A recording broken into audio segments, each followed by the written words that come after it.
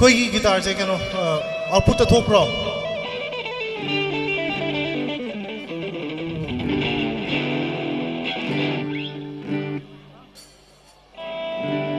monitor kita khitan lekhat pio leloi khaleli na saute o drum thadri male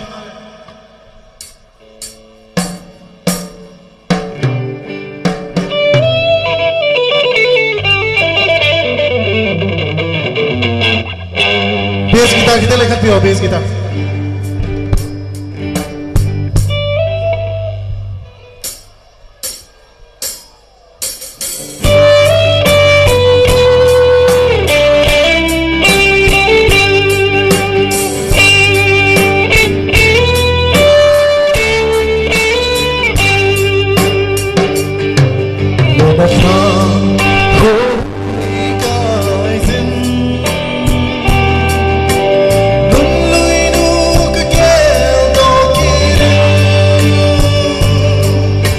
Làm sao ta dòng lệ chung và ngã một bò kêu tôi kín xem lại ngô đôi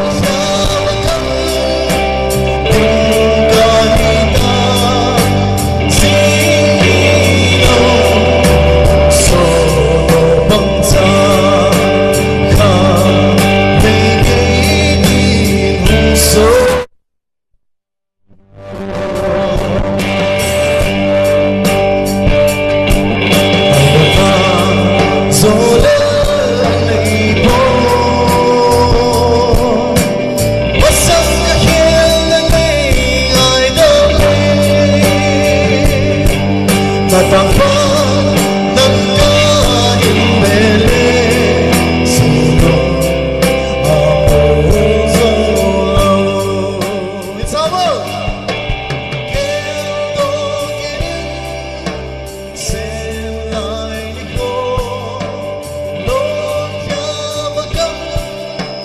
tình cả ta xin đâu sổ bằng